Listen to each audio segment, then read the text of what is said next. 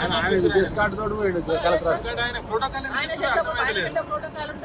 MLA కాదు, MP కాదు.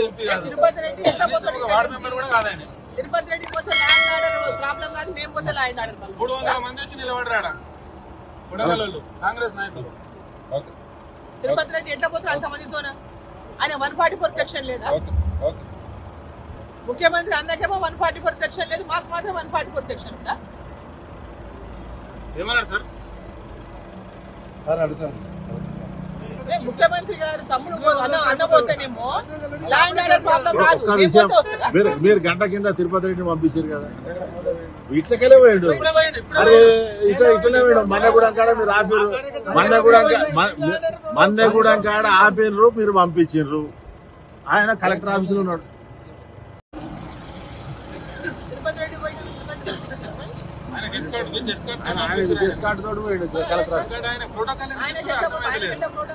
ఆయన ఎమ్మెల్యే కాదు, ఎంపీ కాదు. తిరుపతి రెడ్డి పోతే ల్యాండ్ ఆర్డర్ ప్రాబ్లం కాదు, మేము పోతే ల్యాండ్ ఆర్డర్ 300 మంది వచ్చి నిలబడరాడా కాంగ్రెస్ నాయకులు. తిరుపతి రెడ్డి ఎట్లా పోతారు అంతమందితోన?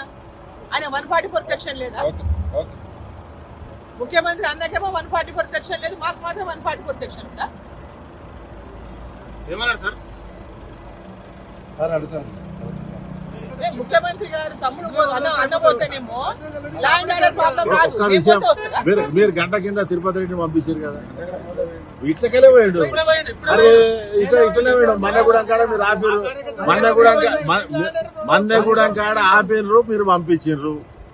ఆయన కలెక్టర్ ఆఫీసులో ఉన్నాడు.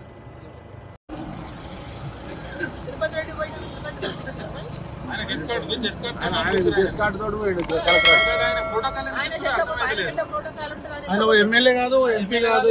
తిరుపతి రెడ్డి తిరుపతి రెడ్డి పోతే ల్యాండ్ ఆర్డర్ ప్రాబ్లం కాదు, మేము పోతే ల్యాండ్ ఆర్డర్ 300 మంది వచ్చి నిలబడరాడా కాంగ్రెస్ నాయకులు. తిరుపతి రెడ్డి ఎట్లా పోతారు అంతమందితోన? ఆయన 144 సెక్షన్ లేదా? ముఖ్యమంత్రి అందరికేమో 144 సెక్షన్ లేదు, మాకు మాత్రం 144 సెక్షన్ ఉందా? ఏమన్నారు సార్? ముఖ్యమంత్రి గారు తమ్ముడు అన్నపోతేనేమో ల్యాండ్ ఆర్డర్ ప్రాబ్లం రాదు, మీరు గంట కింద తిరుపతి రెడ్డిని పంపించారు కదా, ఇట్లకెళ్ళే పోయిండు. అరే ఇట్లనే పోయిండు. మన్నగూడెం కాడ మీరు ఆపిర్రు, మన్నగూడెం కాడ ఆపిర్రు, మీరు పంపించారు. ఆయన కలెక్టర్ ఆఫీసులో ఉన్నాడు.